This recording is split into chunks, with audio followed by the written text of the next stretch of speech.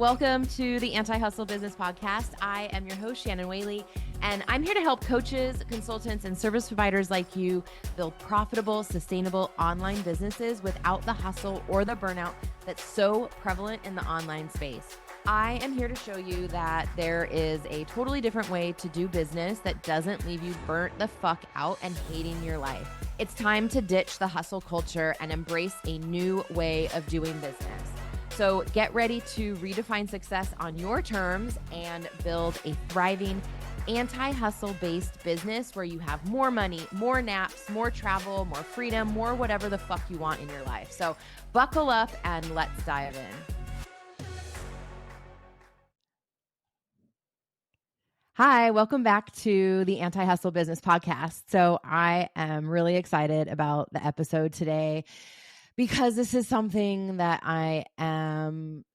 it's just so important that it needs to be talked about, and I feel like it's glossed over, and we're going to have a conversation about it. So I'm calling out one of the most common things that I see just the most brilliant coaches and creatives and artists and web designers. And I've just worked with so many different kinds of people who do lots of different things in the service industry. And they have offers, they have like just fucking great skills. Like they're so good at what they do. And they know, like they theoretically know that they're good at what they do, but then they are second guessing themselves. They're unsure of their pricing because they haven't maybe done the thing that they're doing now in this capacity. They feel like they have to really undercharge because they're new, air quotes, to whatever, maybe they're moving into consulting, but they built $1 million business. No, you can fucking charge top money because you obviously know what you're doing. But what happens is they start to look at their offers, the market, the algorithm, the timing, maybe I need more preparation. And most of the time, it's not their offer. It has literally nothing to do with what they're selling or their pricing. It's their self-trust. It's their belief in themselves. It is their confidence in who they are. And so I want to break this down for you today. If this is something that you feel like you're struggling with or have been there or are currently there, where you know you're so fucking good at what you do and you're not putting your business out there. You still haven't put out the offer that you want to be putting out. Maybe you haven't raised your rates. There's a lot of that can show up here. So let's have an open conversation about it. So this is the self-trust gap. This is the gap that really needs to be looked at before we move into any sort of strategy, before we try to put an offer out there. Because let's be honest, most of us have been taught to outsource our authority. We wait for permission. We look to others for the right way. We think that the answer that coach or that person has the magic wand that's going to like amazingly make everything so much better. And what we do is we start looking around and we outsource our authority. We hand it over to other people. And I mean, this has happened over and over and over again in the coaching industry, where people don't learn how to trust themselves. And that's literally my job as your coach, is to teach you how to trust yourself, to basically coach myself out of a job. That is my job. I want to help you build this intrinsic internal confidence so that you know that you're so fucking good at what you do and that you're like, this is the work that you're meant to be doing, and that people can't help. They can't, what am I trying to say? They can't wait to hire you. The words leave me. I'm recording this at 8 o'clock, 8:39 p.m. So it means that my words are missing. So in business, the way that this can show up is that you're constantly tweaking your offers because somebody said okay, one of the things that drives me up the fucking wall, and I get it, I get it, but there's a different way, is when someone's working on a project and they go into one of these big Facebook groups and they ask for advice. They ask for advice about their whatever, their branding, their offer, their pricing. And some of these groups have tens of thousands of people. So you're asking, first of all, you have not defined the demographic. They might not even be your ideal clients. So you are asking what the answers that you're going to get are going to fuck you up. They're going to, if you're not super fucking secure, like now, if you're putting it out there to like bait people for the offer that you're putting out there, that's one thing. But if you legitimately don't know what the price should be or what the hook should be or what this offer should look like, when you put a question of, hey, I was thinking about doing this and it's 4 calls and this is how much it is, does that sound reasonable? You're not asking the right people the right questions. And you are going to get so many different answers and they are going to lead you in lots of different ways. And now you're more confused than when you started. And now you're going to get burnt out. You're going to get overwhelmed and you're probably not going to launch the thing because you don't even know what to fucking do now. Well, so-and-so said this and so-and-so said that. So this is one of the many ways that this will show up in your business. So another way that I see this showing up too is discounting your prices because you're afraid to say no. You have your own money stuff that you haven't worked through. So common. I mean, I'm 10 years in and I'm still working on money stuff. You will always be working on money stuff. It will have you discounting because you don't know how to address objections. You don't feel confident in coaching people around money stuff. It'll show up because you don't have an upsell or a downsell. And so it's either this thing or nothing. And so you're afraid of the no because it's this thing or nothing because you need to fucking get hired. Another way this shows up is avoiding putting out content because you're scared that it won't land. But what I also see is people not putting out content because they're scared of getting hired. They're scared that what if somebody actually does want to get on the phone? And then they'll realize that I'm a fucking whatever. Not good at what I do, not confident, don't know what I'm doing, right? So there's all these stages of putting out your offer, talking about it, getting on a call, closing the sale. So each stage is going to bring stuff up. So if you can't stick to a content calendar, this is something we might look at. What's keeping you from staying consistent? Are you in love with what you're selling? Do you fully believe it? Can you deliver on? Do you think that you can deliver on your promises? Where aren't you trusting yourself? Where do we need to build this self-trust up? And then the next way that this shows up too is over editing everything so that it's super vanilla. You've shaved off all the edges and now it's just watered down whiskey. I don't know if that's a good example. Watered down Fanta. Blech. Too much ice. It's warm now. Nobody wants that. Because you're worried of leaving people out. You're scared that you're going to hear no, so I'm going to just try to cast a wide net instead of a specific net of who I actually want to be working with.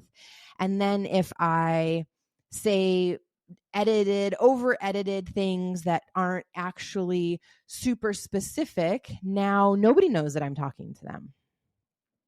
So at this point, it's not a lack of strategy, especially if you've been in my orbit long enough, if we've worked together. It's about a lack of self-trust. And this is where the overlap of personal development and entrepreneurship come into play. And there was a long time that I didn't even know that this existed. I was in business for several years before I realized how important it is to be willing to do your personal work, to look at your limiting beliefs, to be doing your own growth work that we're asking our clients to do. And then I also realized how important it is for me to hire people who are also doing this work, who are very vocal about the studying that they're doing, the learning about themselves that they're doing, the growth mindset that they have. Because we can only take our clients as far as we've gone, as far as we're willing to go. And so if we personally haven't been doing the work, especially the work that we are inviting our clients to step into. So if we aren't, let's say, talking about this money stuff, if I'm not willing to do my own work around money, then I can only take you as far, I can only hold you in as deep of a container as I'm willing to take and hold myself. So that means that I also need to be looking for coaches and mentors who are doing deeper work or bigger work to coach me and guide me and pull me forward. And so that's what we're all ultimately doing with one another, right? In the coaching industry. I mean, if you're a coach who coaches coaches like I am, but you want to be doing this work because this will also build your self-trust up in yourself. This is why also like going to the gym, like for me, I'll just speak for me, like going to the gym and staying consistent and not smoking. And I can't tell you, so smoking has been like something that I have done on and off since I was 12. It was so difficult for me to quit. Everybody in Italy fucking smokes. Everybody. And I was married to a pack-a-day smoker. And so it is so difficult to not smoke here. So I don't actually have a date that I stopped drinking October 7th, 2013. That was fine. That was how I got sober and found recovery. I couldn't do that for smoking because I just needed to not do it and not think about it the same way that so I got sober, or I cut out cigarettes in a much different way than I cut out drinking and drugs. Where am I going with this? Oh, I remember. Okay. For me, when I stretch myself and challenge myself in different things, it builds my own self-trust in myself. For example, like the things that come up to my mind are like when I cycled 6 hours. Was it 6 hours one way? I think it was 6 hours one way or 3 hours. I don't know. I'll have to look it up. It was really fucking far. And I was like, I wonder if I could do that. And I did it.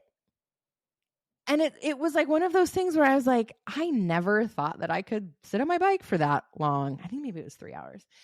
Like who sits on their bike for 3 hours and goes somewhere? I went to the beach. I literally live across the street from the beach. I think it's like 97 steps or something. I counted it one year. I live across the street from the beach. So for me to ride my bike, and this is not like a street bike where I have that fancy outfit on with my helmet.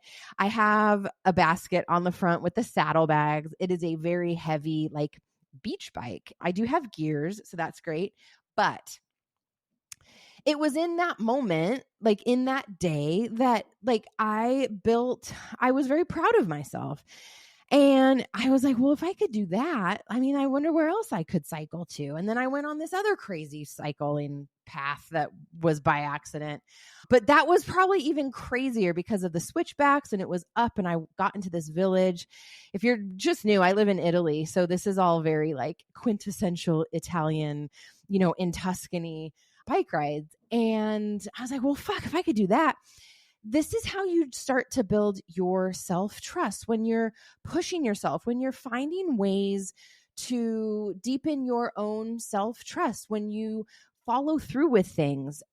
It's so easy for your self-trust to be chipped away in this business. The launch didn't go as planned. You didn't show up the way that you wanted to. Like the money's not coming in as fast as you thought it would, or the money's not coming in like it used to. You got out of doing your weekly Facebook lives. Maybe you've put on some weight, and so you never liked doing video, and like that's what converts on the social media. And so all of these things where if you are not actively trying to stretch yourself and build your self-trust, it's so easy to swing to the other side of the pendulum where it's one thing after another, where you just feel like you're just getting knocked down a peg, knocked down a peg, knocked down a peg. So what are some things that, and it doesn't have to be cycling for 6 hours for everybody. It's kind of ridiculous. I understand that. But what are some things that you can start doing in your personal life that have nothing to do with your business, so we can get you out of your business for a little bit? And this is where the anti-hustle stuff comes in. Like, what sounds fun? Like, do you want to take a dance class? Maybe you want to go become a Pilates instructor, or maybe you want to go do photography and you kept putting it off and you never did the thing, right? Go build your self-trust that way. Stop putting so much pressure on your business that for it to be like your end all be all. Like, sometimes you just need to get the fuck out of your business. And that's actually what's slowing things down, right? Is because you're putting so much of your self-worth in something that is dependent on what other people do. If you put all of your self-worth and your self-trust on your business and showing up and making money and putting out programs, and there's a fucking recession or wars going on, then it's going to impact other people's buying. And so your self-esteem and your self-trust that you've put on other people to perform or to buy from you, that is such a slippery slope. Your self-trust has to come from within. And it shouldn't all come from your business. This is also how you put a buffer in between you and your business. You are so much more interesting than the work that you do. You're so much more interesting than your business. And so I want you to just start putting a buffer in between you and the business so that your self-esteem doesn't just fucking plummet when things don't go as planned. So how can you start doing things in your personal life that start to build your self-trust? Start something small, right? Like, maybe it's just like a day, or like, today I won't do this, or today I'm going to do this. I would say put it more in the positive, right? Today I'm going to choose not to smoke a cigarette. And then tomorrow I'm going to make the same decision, and then the same decision, right? And eventually you don't know when the last time you had a cigarette was. Want to break free from the hustle and grind and build a successful business? I've helped thousands of clients and students leave their 9-to-5 jobs, travel the world, land their first clients, close 5-figure sales in the DMs, and grow their businesses to 6 and 7 figures. Want to know more? Visit antihustlebiz.com and transform your life and business the anti-hustle way. Okay, back to the show. Okay, so how does this show up in your business? And so I want to talk about some more signs that you are operating from low self-trust. So this is going to show up, and you tell me, come into the Facebook group and share your thoughts, where you're delaying launches because you're not ready. You are avoiding selling until someone asks for it, instead of reaching out to people, welcoming into your Facebook group, welcoming them, hey, like, happy to have you here. Thanks for the follow. Would love to hear, what you're looking for, or what brought you over to my neck of the woods. Start a conversation, right?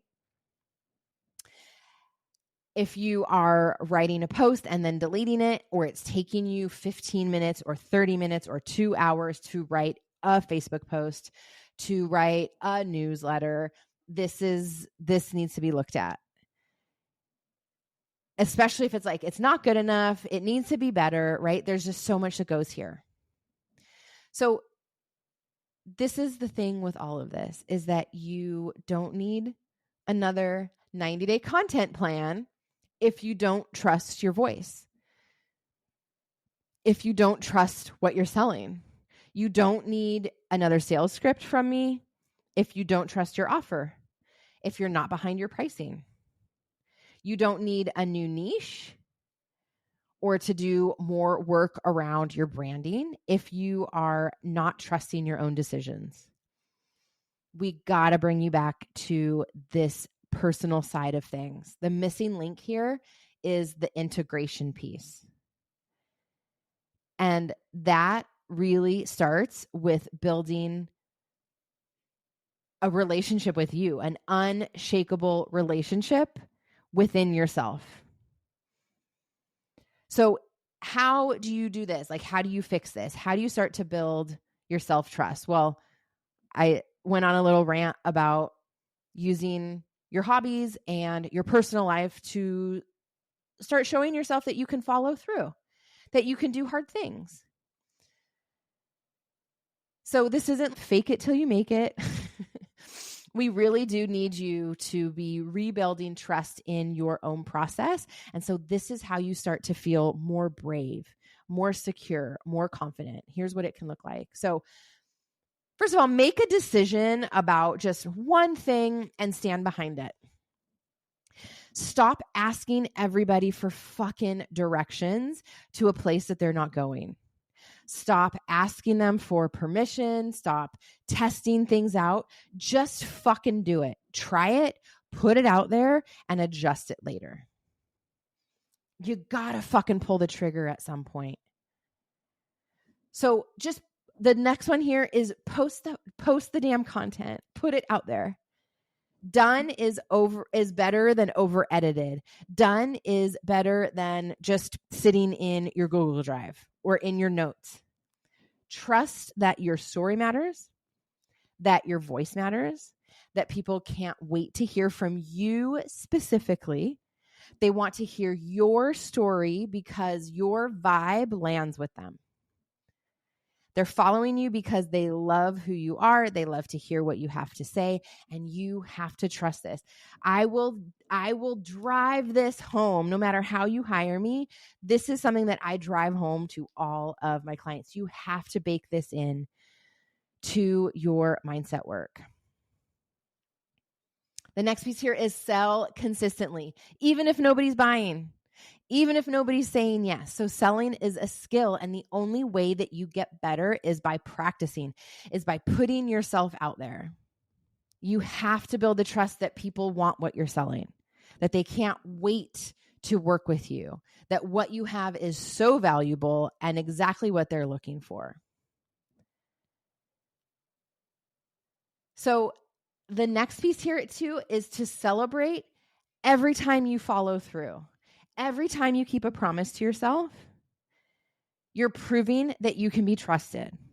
Every time that you're overcoming something that you thought that you couldn't do, you are building that self-trust. So celebrate this. Put it in your brags, put it in the group, share it in the group, whatever. Tell your coach, pop it in a Telegram. Tell your bestie, celebrate it. And the last piece here is to invest in support that helps you self-source. So don't just hire coaches who are giving you the strategy, because if you're working with someone who isn't also concerned about your nervous system, how you're regulating, your capacity, your expansion, then you're having an incomplete experience. So hire people who include all of these things, because this is directly going to affect your strategy. And if they're not paying attention to those other things, chances are you're going to get a strategy that is going to blow out your nervous system, because if it's not thinking about what you're capable of, how you can show up, and it's just telling you, here's a strategy, go use it. That's not what we teach over here. When you trust yourself, your audience starts to trust you too. They're like, who the fuck is that bitch? Oh, they're showing up so confident. I see you all over the place. I love your reels. I love your stories.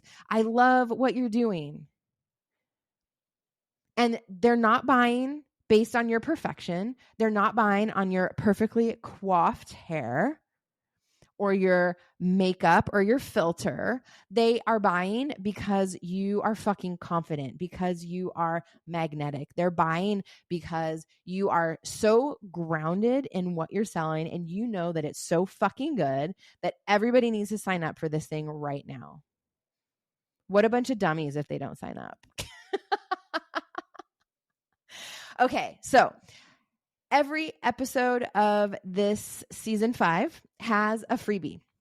So I want you to go grab the self-trust calibration tool. This is at antihustlebiz.com. So I am going to give you some journal prompts to help you rebuild this self-trust. So you can use these in your daily brags, in your daily journaling process or mindset practice, so that you can really start to look at this, and you can use it when you start to spiral. You can use it before a launch, anytime you start to forget how fucking powerful you are, when your crown starts to come off a little bit. So download it from the link in the show notes. Make sure that you go and grab it. You can DM me Trust on Instagram, and I will send it your way if you want to do it that way. We are launching Anti-Hustle Business School right now. So everything that we talked about today and everything that we're covering in season 5 is going to be covered and talked about in Anti-Hustle Business School. Send me a message, or you can go to antihustlebiz.com to learn more about that. But this is what we do, however we work together, and whether you are in my spaces, whether you're listening to the pod, if you're in my free Facebook group. So the strategy and embodiment piece, the messaging and the mindset piece, results and regulation, like all of these things are what we are working on and working towards, and that I am here to support you with. Thank you so much for tuning in to this episode of the Anti-Hustle Business Podcast. I hope you found inspiration in the message and that you got some actionable next steps that you can implement right away in your business to start seeing results and moving the needle. Remember, you don't have to sacrifice your well-being or your mental health to achieve success. So prioritize your pleasure, play, and rest while you build your business around your life. If you enjoyed today's episode, please subscribe, rate, and leave a review. Your feedback helps me reach more entrepreneurs like you who want to do business in a completely new way. For more resources and to connect with my community, please visit my website at antihustlebiz.com and follow me on Instagram at @TheShannonWhaley. Until next time, keep taking those strategic anti-hustle steps toward building the business and life that you love. Take care.